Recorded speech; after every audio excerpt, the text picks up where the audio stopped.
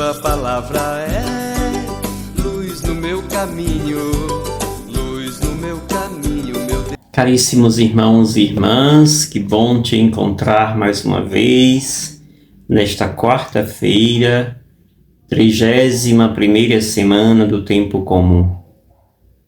Mais uma vez te convido a fazer esta reconexão do teu mundo mental com o teu mundo emocional.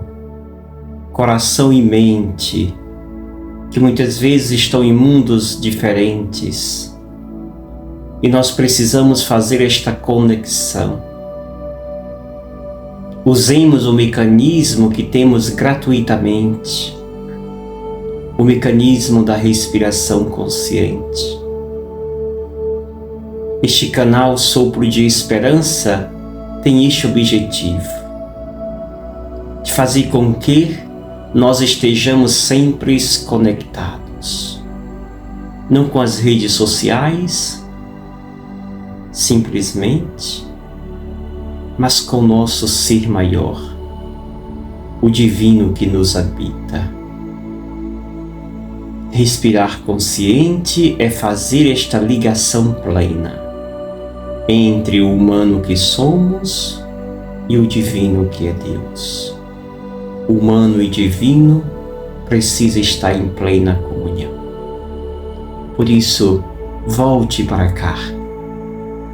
Deixe de viver na dispersão, ou de estar na onda dos seus pensamentos negativos, ou de viver sob o regime das preocupações. Tudo isso te traz estresse, ansiedade, depressão. Todas estas realidades começam com um simples pensamento negativo. Se elimine esses pensamentos negativos, trazendo a sua atenção para este movimento sagrado chamado respiração consciente. Respire e sinta Deus nesta tua respiração. Respire e sinta nesse movimento o andar de Deus sob o teu corpo. E assim, a paz instala-se em ti. Deixe, portanto, esta paz de Deus te habitar. O texto que nos é dado hoje, mais uma vez, Lucas 14, versículos 25 ao 33. Naquele tempo, grande multidões acompanhavam Jesus. Voltando-se, ele lhes disse: Se alguém vem a mim, mas não se desapega de seu pai e sua mãe, sua mulher e seus filhos, seus irmãos e suas irmãs, e até da sua própria vida, não pode ser meu discípulo. Quem não carrega a sua cruz e não caminha atrás de mim, não pode ser meu discípulo. Com efeito, qual de vós, querendo construir uma torre, não se senta primeiro e calcula os gastos para ver se tem o suficiente para terminar?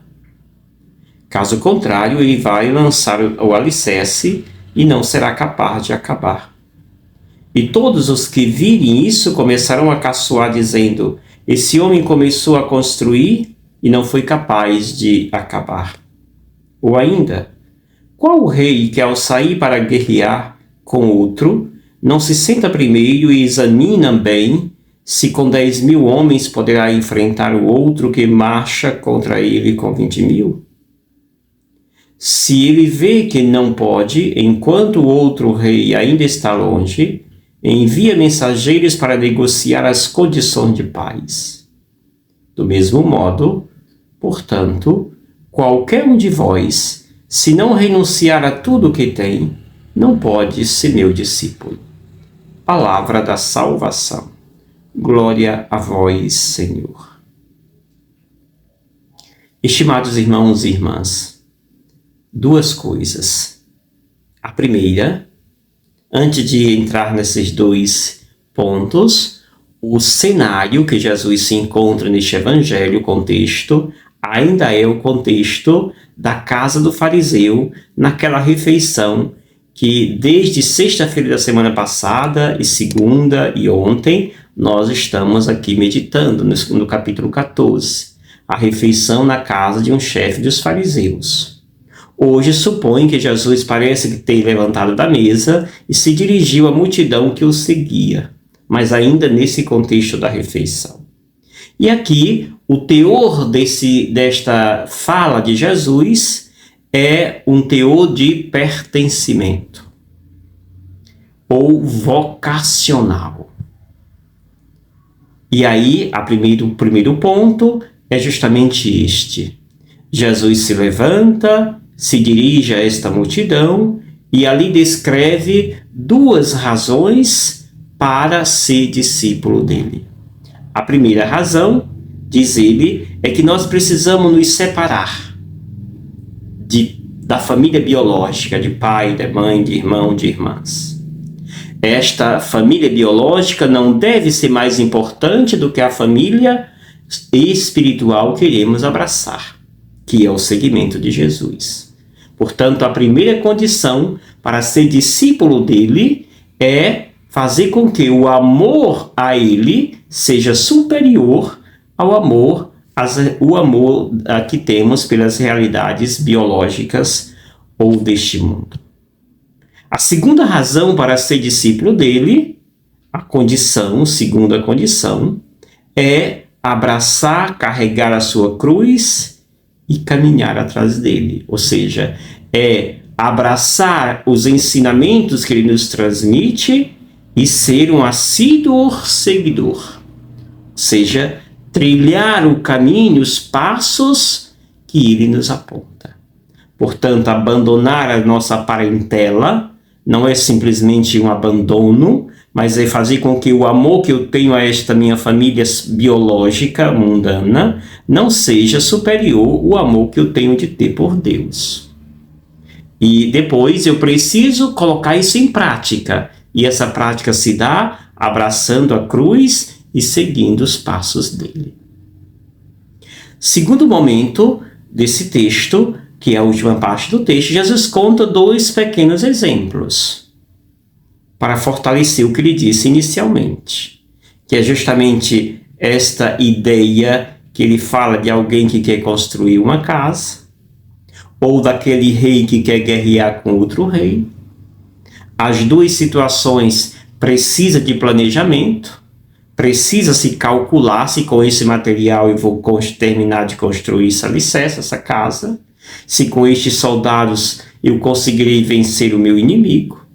Do contrário, eu vou me policiar, eu vou pedir levantar a bandeira da paz. E aí, Jesus diz isso para concluir: se não renunciar a tudo o que tem, não pode ser meu discípulo. Ou seja, não é simplesmente calcular o quanto de material eu preciso para uma obra ou o quanto de soldados eu preciso para vencer uma guerra. Não é simplesmente este cálculo humano. Nós precisamos entrar na lógica de Deus. E a lógica de Deus é justamente o abandonar-se ao querer de Deus. Abandonar-se inteiramente àquilo que Deus quer para nós. E aí ele diz: se não renunciar a tudo o que tem, não pode ser meu discípulo. Caríssimos irmãos e irmãs, todo esse almoço, esta refeição que Jesus está ali desde a sexta-feira passada que nós viemos meditando, nesse capítulo 14, a razão deste jantar, desta refeição, é esclarecer à multidão, aos convidados, aqueles que convidaram Jesus, isto aqui. Deixar para eles claro a quem nós estamos servindo. As razões humanas ou as razões divinas? Ao querer do homem ou ao querer de Deus? E o Evangelho de hoje quer, portanto, nos deixar isto muito claro, de quem nós estamos optando neste caminho, neste segmento que o Mestre nos aponta. Busquemos abraçar a cruz de Cristo.